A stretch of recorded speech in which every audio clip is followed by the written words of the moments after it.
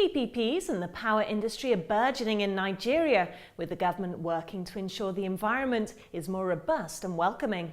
On hand to help companies negotiate the legal aspects of these sectors is detailed commercial solicitors. Dolapo Kukui from the firm joins me now. Dolapo, Nigeria has the strongest of all African economies. How well set up are the incentives and regulations surrounding PPP and foreign investment? For foreign investment, I would say that investors are well incentivized. Foreign exchange laws and regulations allow for foreign investors to repatriate their capital. Company law is also set up such that investors are actually able to own 100% of a Nigerian subsidiary or a Nigerian business.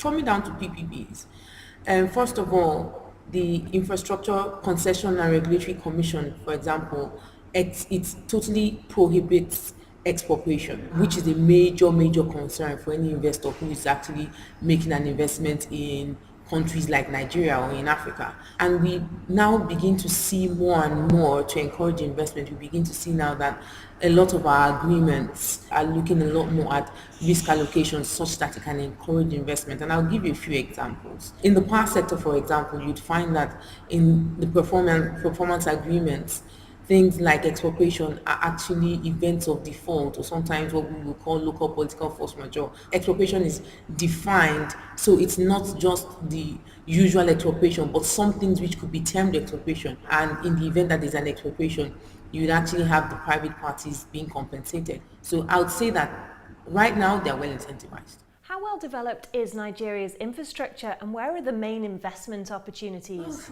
It's clear that there's currently a dearth of infrastructure, and this is across oil and gas, across power, bridges, transportation, even when you talk about health, education, and housing. So there is obviously a dearth in infrastructure. But in terms of the opportunities are right. But I think what is most important is when an investor is looking to invest in Nigeria, you need to look at where government's priorities are and then be able to do a needs analysis on that basis. Security is, of course, a challenge in Nigeria. What challenges does this pose for your clients, and what advice do you offer in this department? There is obviously a security problem, but I would say, however, that it's predominantly in the southeastern parts or the northeastern part of Nigeria. That said, for everyone who's investing in Nigeria, if you're doing portfolio investment, for example, I would say there is really no risk. But if you were actually investing in an operating business in Nigeria, then I would say investors need to look at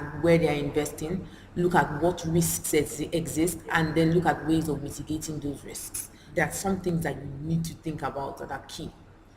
One is choosing the right partners, and two is choosing the right professional advice, to help you navigate through the issues. You actually head Detail's power practice.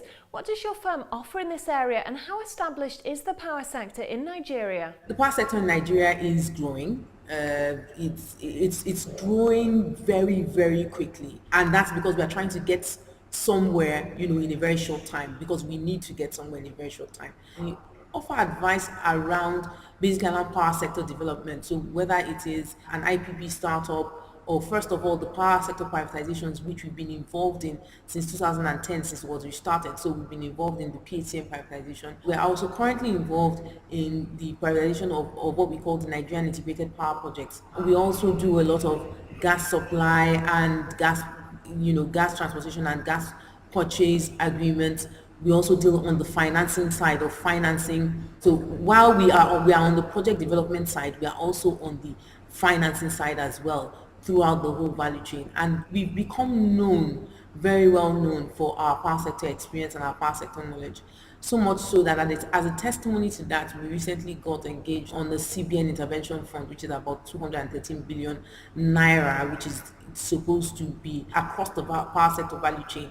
There's been debt accruing in the power sector value chain, which needs to basically be dealt with so that we can have a power sector that's viable and can have proper investments in there.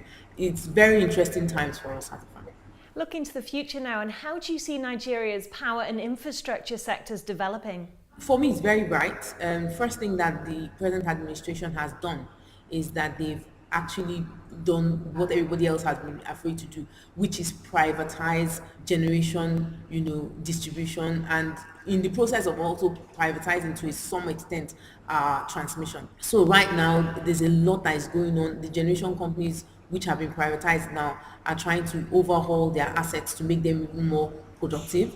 The distribution companies are also trying to overhaul their assets and refurbish their assets, also looking at how more private sector players can come in to invest in gas supply and gas infrastructure. I would say that a lot is going on. With all the moving parts going on, we are likely to see exponential growth in our power generation, in our distribution, in our transmission.